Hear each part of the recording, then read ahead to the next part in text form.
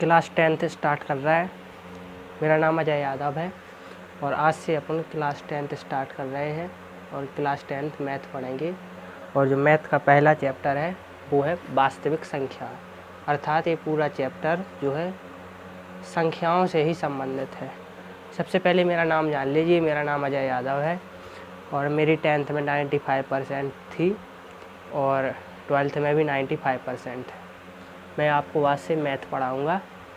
और तो चलिए स्टार्ट करते हैं। पहला चैप्टर है वास्तविक संख्या है, तो संख्याओं से स्टार्ट करना पड़ेगा इसको। तो सबसे पहले आपको प्राप्त संख्या के बारे में बताएंगे। प्राप्त संख्या, रियल नंबर। प्राप्त संख्या, natural number. Real number part का नाम है। प्राप्त संख्या, प्राप्त संख्या जो संख्या 0 से शुरू होकर अनंत तक चलती हैं उसे प्राप्त संख्या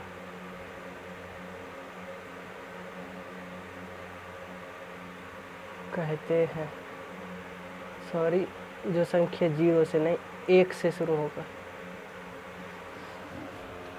जो संख्या 1 से शुरू होकर अनंत तक चलती हैं उसे प्राप्त संख्या कहते हैं। एग्जाम्पल, 1, 2, 3, 4, 5, 6, 7 ... अनंत तक। तो जो संख्या 1 से शुरू होकर अनंत तक चलती हैं उसे प्राप्त संख्या कहते हैं। जो 1 से शुरू होकर अनंत तक चलती हैं उसे प्राप्त संख्या कहते हैं। अपूर्ण संख्या,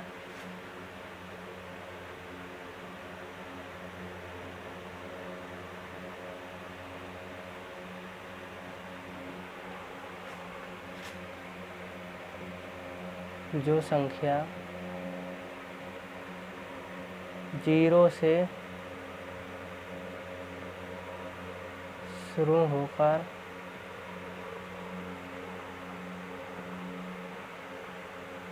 अनंत तक चलती हैं उसे पूर्ण संख्या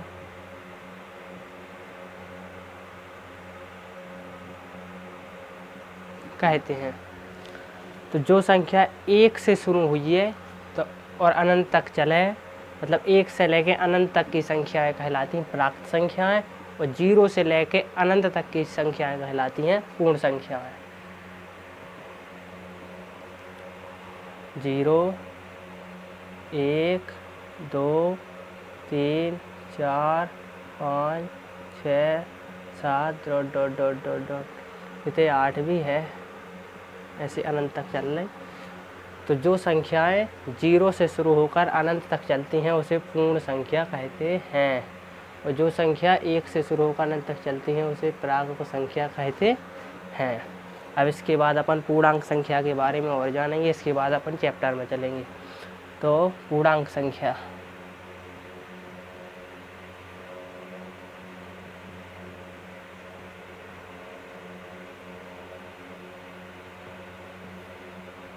पूर्णांक संख्याएं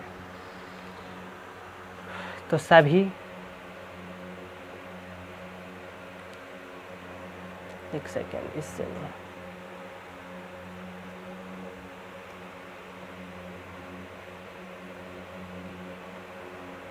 सभी पूर्ण संख्या तथा ऋणात्मक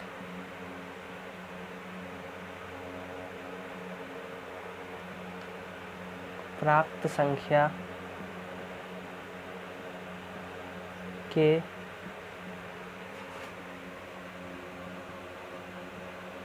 संग्रह को पूर्ण संख्या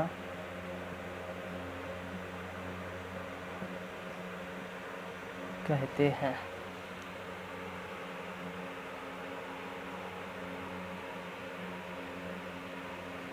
तो सभी पूर्ण संख्या तथा ऋणात्मक प्राप्त संख्या के संग्रह को पूर्णांक संख्या कहते हैं। पूर्णांक संख्या कहते हैं। तो सभी पूर्ण संख्या तथा ऋणात्मक प्राप्त संख्या के संग्रह को पूर्णांक संख्या कहते हैं। अब इसका भी एग्जाम्पल लिख लेते हैं। एग्जाम्पल में 0, 1, 2, 3, 4, 5, 6 ... अनंत। तो सभी पूर्ण संख्या, तो ये तो होगी 0 से लेके अनंत तक सभी पूर्ण संख्या। ऋणात्मक प्राप्त संख्या मतलब जोन जे संख्याएं लिखी प्राप्त संख्याएं जे ऋण के चिन्ह के साथ इस तरफ, मतलब ऋण 1, ऋण 2, ऋण 3, ऋण 4, ऋण 5, ऋण अनंत तक, ऐसे ऋण अनंत तक, 5, ऋण 6, ऋण अनंत तक। ठीक है जी। तो सभी पूर्ण संख्या तथा ऋणात्मक प्राप्त संख्या के संग्रह को पूर्ण संख्या कहते हैं। ये सभी पूर्ण संख्या हैं, सभी पूर्ण संख्याएं, तो ये सभी पूर्ण संख्याएं हैं 0 से लेकर अनंत तक। और ऋणात्मक प्राप्त संख्या, ये ऋणात्मक प्राप्त संख्या, इनके संग्रह को पूर्णांक कहते हैं। पूर्णांक 3 प्रकार के होते हैं। इस साइड के -1 से लेके -इनफिनाइट तक, अनंत तक, -1 से लेके अनंत तक के पूर्णांक को कहते हैं ऋणात्मक पूर्णांक।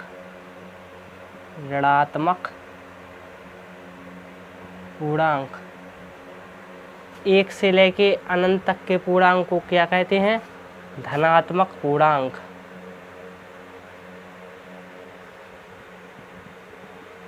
और 0 को कहते हैं शून्य पूर्णांक।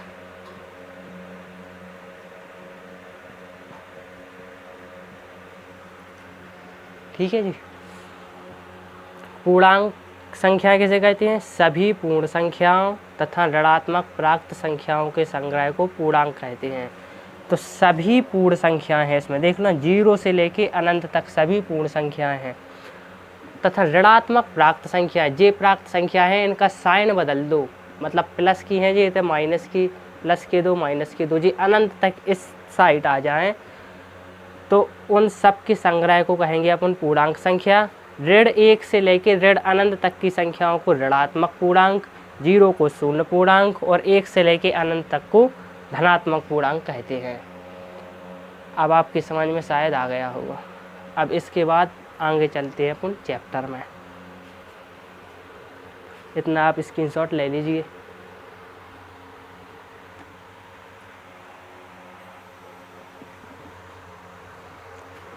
चलो तो अपन पाठ की अब पहली प्रमेय पे आ जाते हैं। पाठ में पहली प्रमेय दी गई है, प्रमेय फर्स्ट 1.1। इस प्रमेय को पहले अपन समझने की कोशिश करते हैं। प्रमेय फर्स्ट है, ये पाठ में दी है कि 2 धनात्मक पूर्णांक, 2 धनात्मक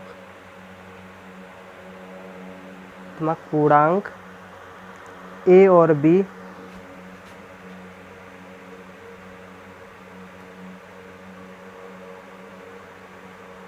दिए रहने पर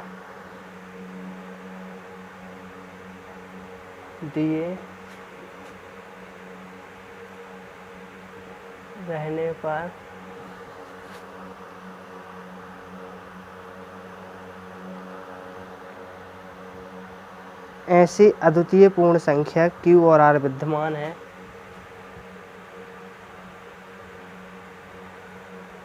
ऐसी अद्वितीय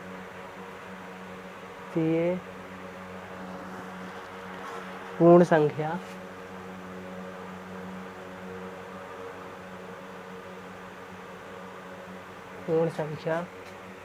Q और R विद्यमान है।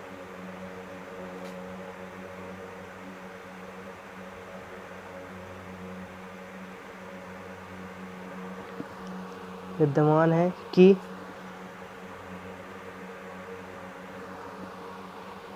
A बराबर BQ प्लस R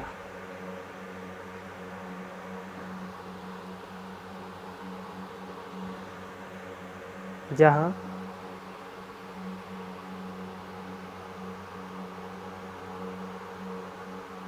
जीरो बड़ा बराबर R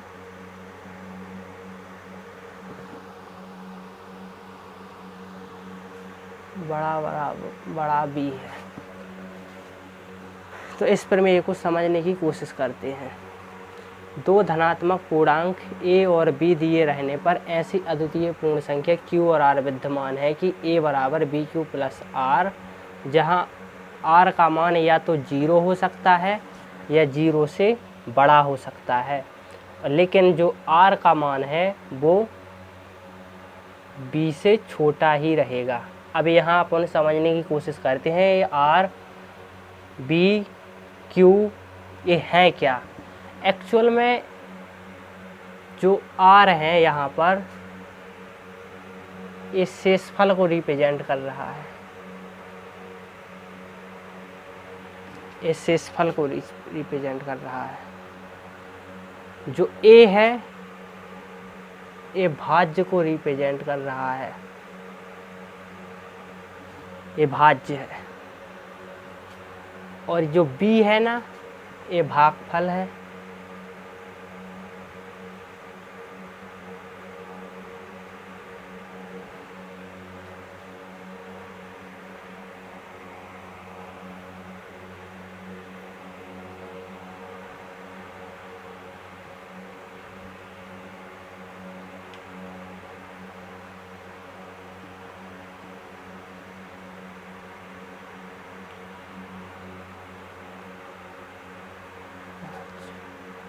और जो Q है ना ये वाला Q नहीं, B जो है वो भाजक है।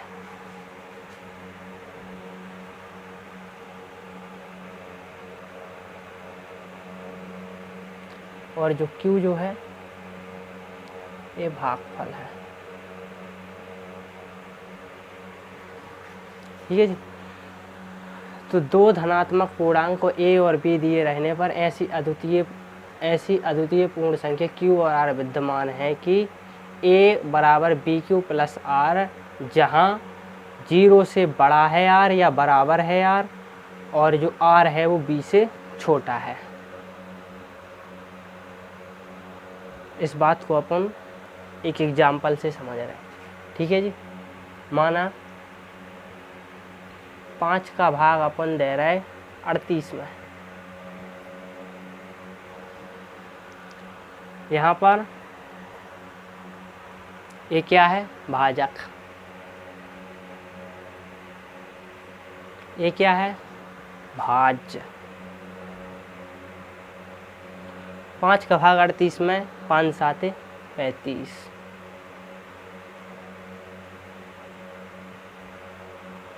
ये क्या है, भागफल। और ये क्या है, शेषफल। ठीक है जी, समझ में आए। तो क्या शेषफल कभी भाजक से बड़ा हो सकता है? शेषफल कभी यहाँ 6 हो सकता है? कभी नहीं हो सकता। शेषफल 6 नहीं हो सकता। अगर 5 का भाग दिया है तो शेषफल 5 से कम ही रहेगा, या तो 0 रहेगा या 0 रहेगा। ये यहाँ पर बोल रहा है कि शेषफल जो R है, R शेषफल या तो 0 रहे, शेषफल या 0 रहे या 0 से ज़्यादा रहे, 0 रहे या 0 से 0 की तरफ नोक है और आगे की तरफ मुंह खुला है, इसका मतलब 0 से ज़्यादा। तो शेषफल या तो 0 से ज़्यादा रहे या 0 रहे। अगर इतने 35 होते 35 तो 0 आ जाता, फिर 0 शेषफल बचता। तो यह 0 के बराबर है या 0 से बड़ा है। अब दूसरी चीज़ समझो, यहाँ पर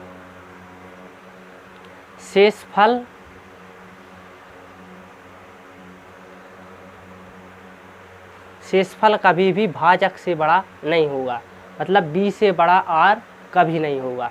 तो यही इस प्रमेय में समझाने की इन्होंने कोशिश की है कि अपन 5 7 35 इतने 38 थे, 3 शेषफल बच जाते। तो 3 क्या यहाँ लिखे अपन ने, 1 सेकेंड, 3 ये क्या है 5, ये हमेशा बड़ा रहेगा। तो भाजक हमेशा शेषफल से बड़ा रहेगा, यही बताने की कोशिश इस प्रमेय में की गई है। और शेषफल जो है या तो 0 से बड़ा होगा या 0 के बराबर होगा हमेशा। चाहे कभी भी किसी भी संख्या में भाग दो, शेषफल या 0 के बराबर होगा या 0 से बड़ा होगा, लेकिन शेषफल भाजक से छोटा होगा। हमेशा a अंक शेषफल से बड़ा होगा। अब दूसरी संख्या में भी भाग दे के देख रहा है, 8 भागे 50, 8 8 48, 6 बार 2 शेष। छोटा है कि नहीं? भाजक हमेशा बड़ा है, भाजक बड़ा है, शेषफल छोटा है, r छोटा है, b बड़ा है। तो भाजक हमेशा शेषफल से बड़ा होता है, यही इस प्रमेय में समझाने की कोशिश की गई है। तो अपन ये प्रमेय भी अब समझ चुके हैं। आप चाहो तो इसका स्क्रीनशॉट ले सकते हैं कि 2 धनात्मक पूर्णांक a और b दिए रहने पर अद्वितीय पूर्ण संख्या q और r विद्यमान है, जहां a बराबर b q प्लस r, जहां जो शेषफल है वो 0 के बराबर रहे, ये बराबर का चिन्ह है, से हमेशा शेषफल छोटा रहेगा। इस r के ऊपर लिख लो, क्या r के ऊपर लिख लो, r के ऊपर शेषफल और इसके ऊपर भाजक। तो शेषफल हमेशा भाजक से छोटा रहेगा। ठीक है जी।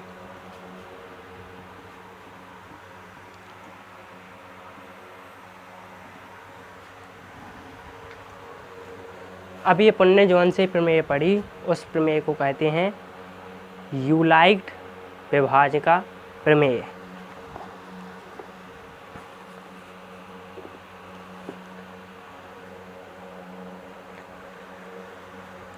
यूलिक्ट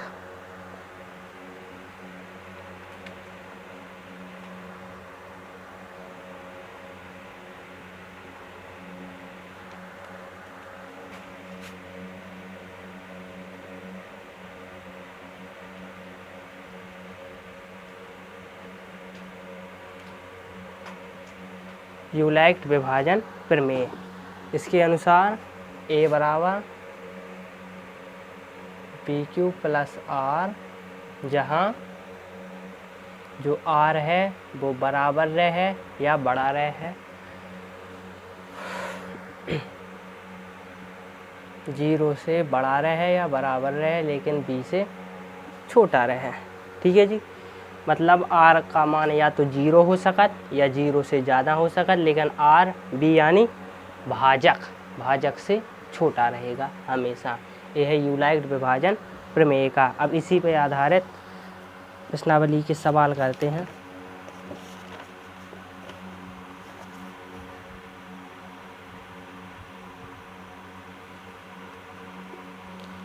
प्रश्नावली का फर्स्ट सवाल है एक्सरसाइज 1.1 का पहला सवाल है, 135 और 225 का HCF यूलाइक्ड विभाजन एल्गोरिथम का प्रयोग करके ज्ञात कीजिए। तो इसे कहते हैं यूलाइक्ड विभाजन प्रमेय। और यूलाइक्ड विभाजन प्रमेय से किसी भी चीज़ का जब महत्तम समापवर्तक ज्ञात कहते हैं तो उसी को कहते हैं यूलाइक्ड विभाजन एल्गोरिथम। ठीक है जी, यूलाइक्ड विभाजन एल्गोरिथम। जब यूलाइक्ड विभाजन प्रमेय से किसी संख्या का महत्तम समापवर्तक ज्ञात करते हैं तो उसे यूलाइक्ड विभाजन एल्गोरिथम कहते हैं। अब लगाते हैं 135 और 225 में। तो इसको अपन साफ करते हैं पहले।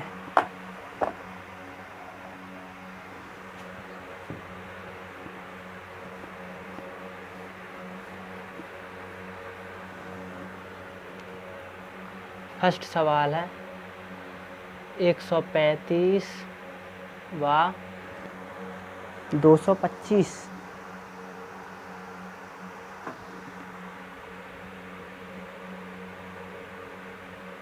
यहाँ डालेंगे अपन हल।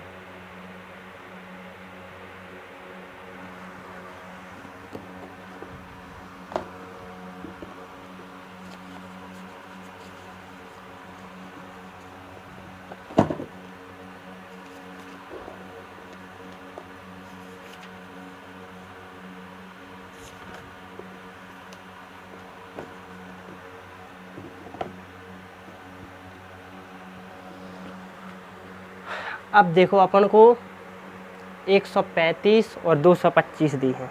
जब भी अपन को यूलाइक्ड विभाजन एल्गोरिथम से किसी भी चीज़ का महत्तम समापवर्तक ज्ञात करना हो तो अपन सबसे पहले देखते हैं संख्या कौन सी बड़ी है। जौन संख्या बड़ी होगी अपन पहले यूलाइक्ड विभाजन प्रमेयिका को लिख लेते हैं। यूलाइक्ड विभाजन प्रमेयिका के अकॉर्डिंग A बराबर BQ प्लस R। ठीक है जी। तो इसमें सबसे बड़ी संख्या कौन है? 225। तो इसमें क्या है? A क्या है? 225। ठीक है जी। तो अपन लिखेंगे पहला चरण फर्स्ट। यहाँ लिख देंगे अपन यूक्लिड विभाजन प्रमेय से। यहाँ लिख देंगे 225 बराबर। अब अपन ने इसको मान लिया, जौन संख्या बड़ी है उसको मानना है अपन को भाज्य। ये क्या है? भाज्य। ठीक है जी। और इसको मानना है अपन को भाजक। ये है भाज्य। तो B की जगह अपन लिखेंगे 135। कितने बार जाएगा? 135 दूनी 270, ज़्यादा हो जाएगा, अर्थात एक ही बार जाएगा। 135 गुणे 1 प्लस 135 से कम 135। अब अपन 225 में से 135 घटा लें, 90 बचे हैं। ठीक है जी। अब अभी शेषफल 0 नहीं आया है। जब शेषफल 0 आ जाएगा उसके बाद ये चरण समाप्त हो जाएगा। तो अभी शेषफल 0 नहीं आया है।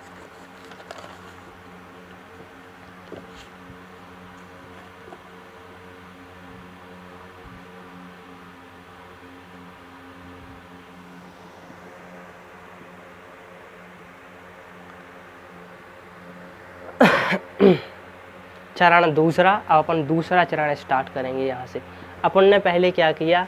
पहले अपन ने देखी सबसे बड़ी संख्या कौन है? 225। 225 को माना भाज्य, उसको रख दिया आगे। उसके बाद उठाया 135 को, 135 को रखा यहाँ। 135 गुणा 1 ही करेंगे कि अर्थात 2 करेंगे तो 270 हो जाएगा, जो कि 225 से ज़्यादा हो जाएगा। तो 135 से कम 135, शेषफल आया 90। अब 135 और 90 में अपन फिर से यही एल्गोरिथम लगाएंगे। अपन यहाँ लिखेंगे चरण 2। फिर से यहाँ लिखेंगे यूक्लिड विभाजन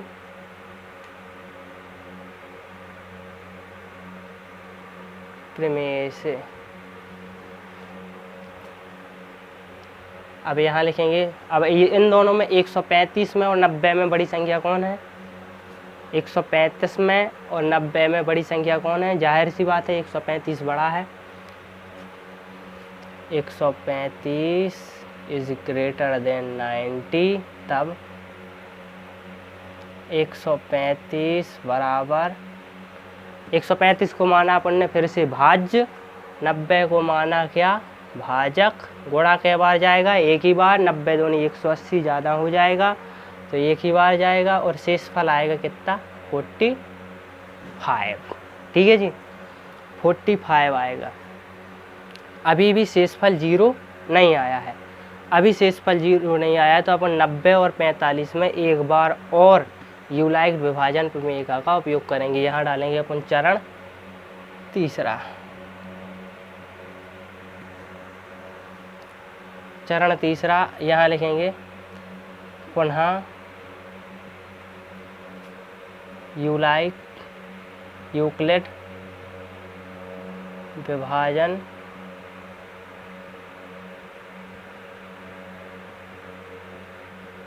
प्रमेय से, पुनः यूलाइट विभाजन प्रमेय से।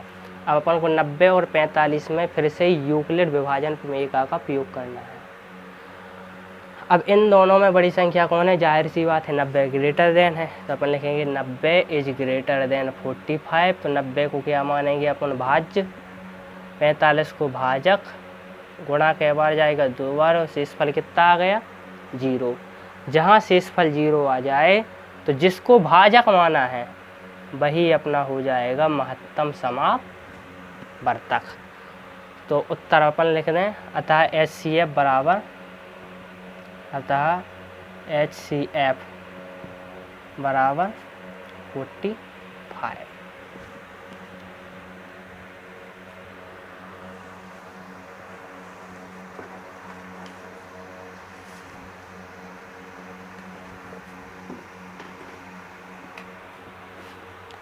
स्क्रीनशॉट ले लो एक बार।